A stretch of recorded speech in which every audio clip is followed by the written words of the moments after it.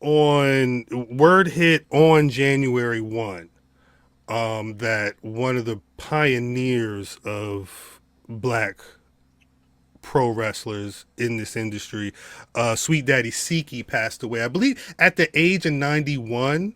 Mm-hmm. Um, I think there was there.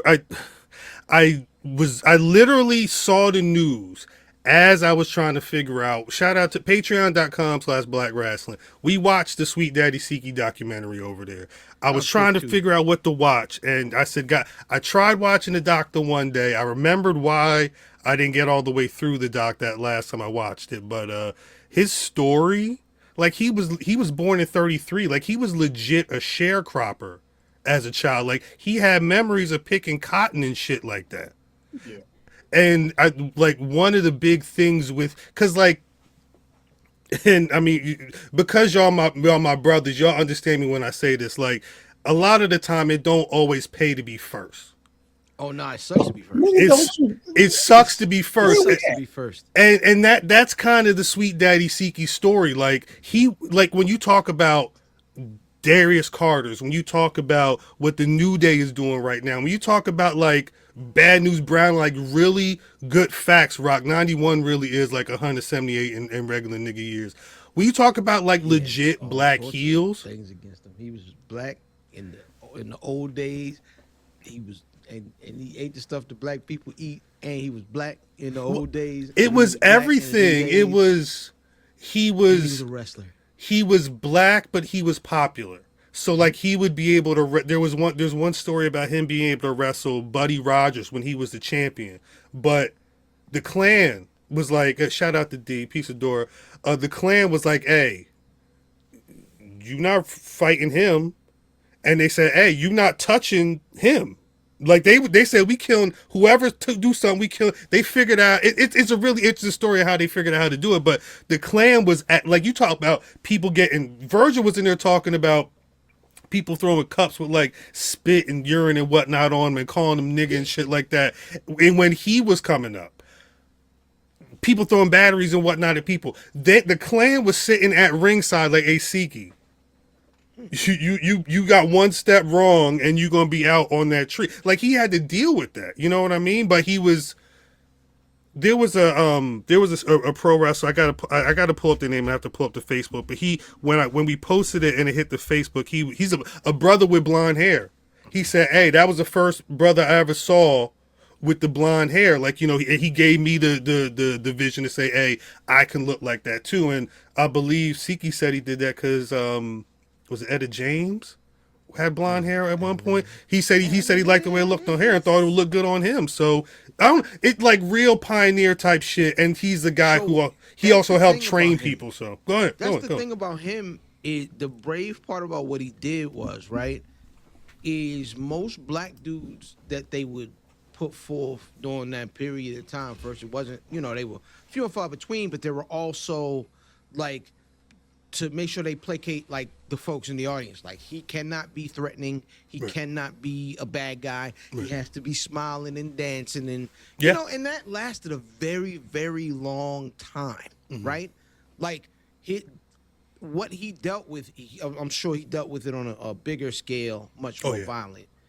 And he was brave enough to be like, nah, man, I'm gonna be we aren't the same. We aren't all the same. I No, gotta be right. different. He was an interesting cat, and the other like there's two stories I want to share, and then we can move on. One, he his lifelong partner was a white woman, and again, this was like the 50s, 60s.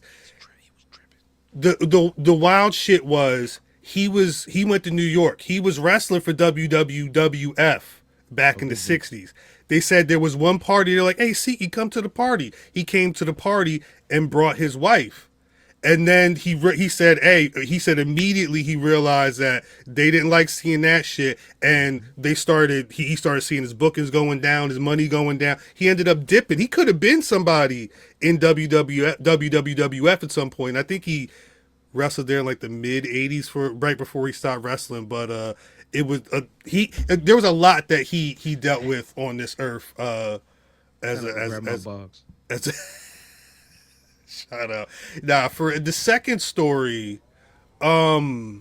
Shit, cause Siki's done. There was a lot that he did. I want to say it was early because I've been waiting to see if Cope was. I don't know if Cope has said anything about Siki yet. I saw he retweeted what AEW posted, but Siki, what he would train people to wrestle. He had been in Toronto for a minute. If I don't know if y'all saw Natalia posted on Twitter a number of photos because he had been the North American heavyweight champion up in Stampede. He was up there for a minute, and he was training people to wrestle. And he said that one day there was a single mother who had brought her son that she wanted him to train, and he said there's a lot of people that would come to train. There's a lot of people that have all types of stories, but he had a situation with his parents back in the day. His father was very abusive, and he was raised by his mother a lot. Lost her when he was still young though. But that touched him. He helped Edge become who Cope is now. You know what I'm saying? He said that, but he did say in his documentary, which came out in 2017, and Christian wasn't in it. He said Christian never paid for his classes with Siki. He said you still owe me money for them classes back in the day. I said I see why Christian didn't make the call sheet. Yo, the nigga always had problems with daddies. Even back there. On that, there was a lot. If you can find the documentary, it's called Sweet Daddy Siki. It came out in 2017, but it's a Canadian production, so I think it makes it a little harder to get. But just beware because. What? No, it's actually the weirdest thing about it, aside from the fact that like there's like 50 people who were talking in it, including Siki. They have, cause he's like, I guess because he used to sing country and he used to do like karaoke. He was a country, like low key little country music star for a little bit. They had like this like twangy music playing, but like it was like to the point of being too high in the mix throughout the entire film. Like 8 minutes is just, and it's at a certain point I'm like, I'm trying to hear what Siki trying to say at a certain point, but What's the new boy? What's the new boy singing the country music? Was on the Beyonce Jones? Shabuzi. Yeah, that's Sweet Daddy Shabuzi, yo. Facts. You know what I mean? He was Cowboy Troy before all that. Baby. Sweet Daddy Siki, a true pioneer. Rest in peace.